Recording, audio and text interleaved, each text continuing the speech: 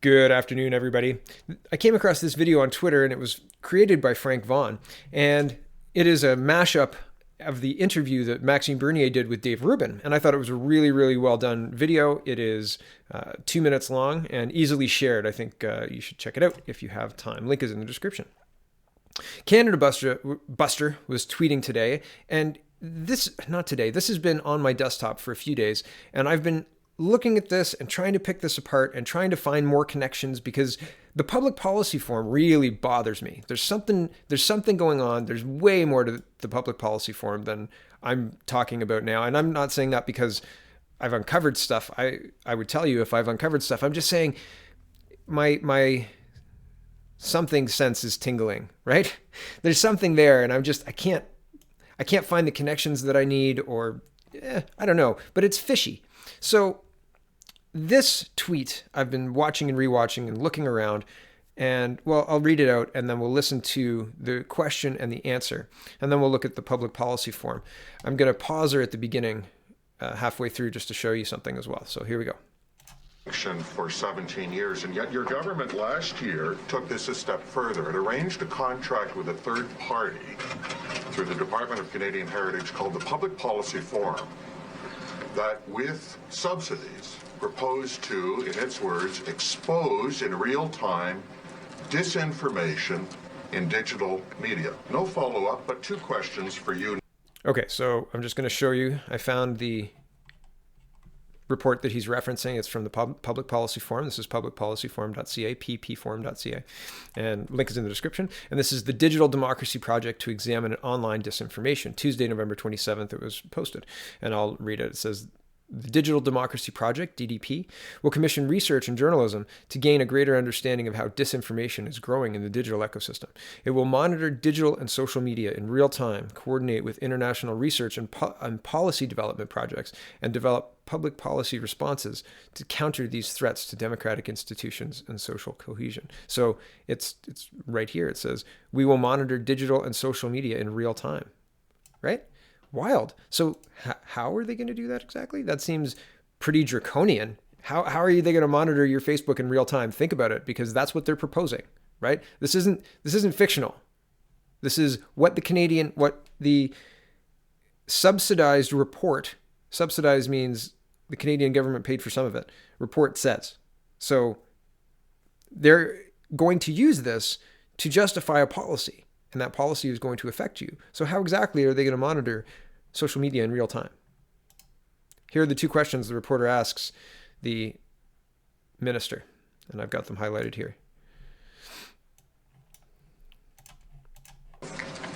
Because we can't get any records on this from Privy Council Office, the Department of Heritage, or the Department of Justice. What assurance can you give that no federal agency or any freelancer paid by a federal agency will supervise, monitor, or interfere in election coverage or comment? And what is the bright red line between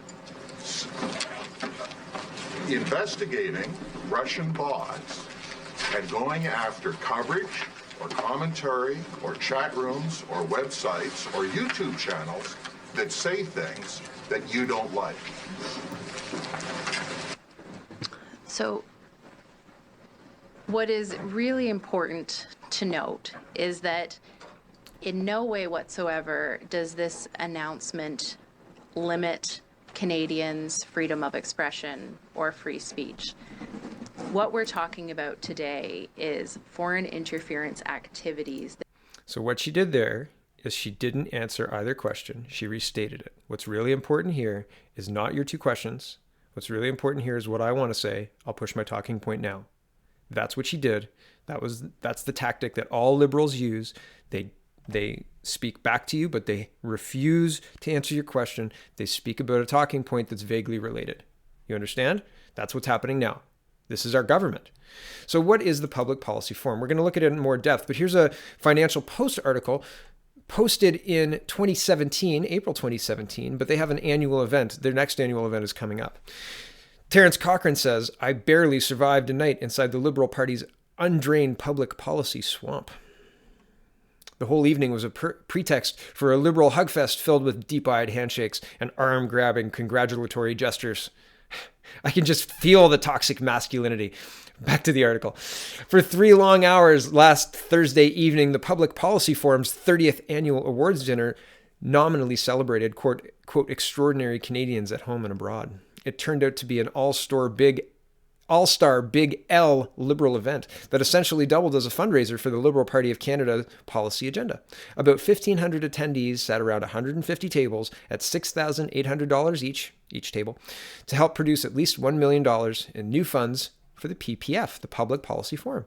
They can use to generate endless papers and reports providing ideological backing for Trudeau-style economic interventionism. So the charge he's laying here is saying that they're funneling government-style and tax refunded or tax eligible donations to Public Policy Forum, and in return, Public Policy Forum puts out papers that the Trudeau government then uses to justify their crazy agenda, right? Okay, back to the article. It wasn't just the $1 million tax deductible raised from government influencing Bombardier, Bell Canada, CBC Radio Canada, Enbridge, IBM Canada, GE Canada, Rogers, Suncor, the banks, management consultants, Unifor, lobby firms, Earnscliffe, Hill and Knowlton, and Navigator, major universities from Calgary to PEI. The host was Edward Greenspan, former Globe and Mail editor, longtime Trudeau-phile, and now president and CEO of the Forum, Public Policy Forum. Greenspan's tough role Thursday night in the cavernous Toronto Convention Centre was to introduce the evening's Master of Ceremonies, Prime Minister Justin Trudeau. The Public Policy Forum's annual event confirmed its place as a liberal policy front. How many policy operations would be able to snag the Prime Minister to act as feel-good Friar Club host for an evening of self-indulgent, self-congratulatory monologues on the greatness of Canada as a diverse, caring nation that is masterfully governed by the bureaucrats, politicians, and plugged-in corporate and private collaborators assembled in the room? The Public Policy Forum bills itself as a, quote, independent, non-governmental organization, NGO, dedicated to improving the quality of government in Canada. But there was nothing independent about Thursday's evening. Trudeau used the opportunity to rehash some of his themes: global anxiety, middle class, need for new government thinking, artificial intelligence, fintech. Before he moved on to introducing the night's awards. I scroll down. Actually, I'm going to leave the article there. Link will be in the description if you'd like to read it. But I wanted to kind of look into what the Public Policy Forum is. So in addition to things like this, they're funded through membership fees, research and convening funding, and events. And if you look at the events page, we'll look at the events page in a minute. Let's look at the memberships first. The memberships are interesting. So the associations are interesting in that it's the Assembly of First Nations, Canadian Association of Petroleum, Canadian Bankers Association, Energy Pipeline Association, right? These are all very political organizations. Here's labor organizations. There's good old Unifor, the war on the Conservative Party of Canada, but they're definitely paying members of the Public Policy Forum. That seems crazy. Post-secondary institutions. Look at the list of post-secondary institutions here. Why are these all members of the Public Policy Forum? To get insights and seats into research or what? I'm not sure. And here's public sector. Here's all of the governments, all of the provincial governments. Government of Alberta, BC, Manitoba, New Brunswick, Newfoundland, Labrador, Nova Scotia. What is this? Every level of government is using these guys, and they're producing. What are they producing? Is it quality stuff? Is it quality stuff? Well, I would say not, but that's just me. Here's portable benefits protecting people in the new world of work. And this is the too long didn't read for the whole course, I suppose. It'll be released on Wednesday, January 16th, 2019. In a fast-changing it's not a course, it's a report, sorry. In a fast-changing economy characterized by part-time work, gigs, frequent changes of employers, and reskilling, Canada should consider creating a nimble benefit and pension system that is tied to the worker rather than the employer and ensures ease of access, portability coverage, and generosity. Okay. Here's another one. An international space station for work, the case for a global open platform for training and employment. And it's just so ridiculous. I had to show, it's silly. It is absolutely silly. They're just using it as an explanatory an explanatory tool to say, you know how everybody worked together for the International Space Station? We should do that for work. And Canada, you guys should start it. But it's too expensive and complex for you to do. Listen, this is insanity. This is from the summary. It says, policymakers today face complex issues about employment. Permanent full-time employment is in a long-term decline. So pause. This is me for a second. Why are we importing millions of people if we have no permanent full-time employment? What are we doing? Okay, back to this report. That's definitely not government paid for propaganda, for sure. Definitely not. Back to the report. I'm using air quotes for that. Workers are changing jobs at an increasing pace, and outdated training programs are failing to connect with what businesses need. Jurisdictions are wrestling with how to modernize their employment and training systems by incorporating technology, but they are coming up with small, disconnected solutions that are insufficient for the challenges ahead. We need to think bigger. And then technology alone won't solve the challenges facing Canada's workforce, but a robust employment and training technology platform with open standards would be an extraordinary enabler for public policy innovation and the individual efforts of workers and companies. It would build resiliency into the system and give workers the tools they need to help themselves in a time of rapid change. Hey, you know what does that? Tax reduction. Next one. The ideal system would require a new, independent, and international organization. Whoa. That sounds really expensive. Back to the article. Given the failures of national governments to build technology at scale, it is unrealistic for Canada or any one country to build such a solution on its own. Partnerships with large technology companies are also problematic, particularly due to concerns around data ownership and privacy.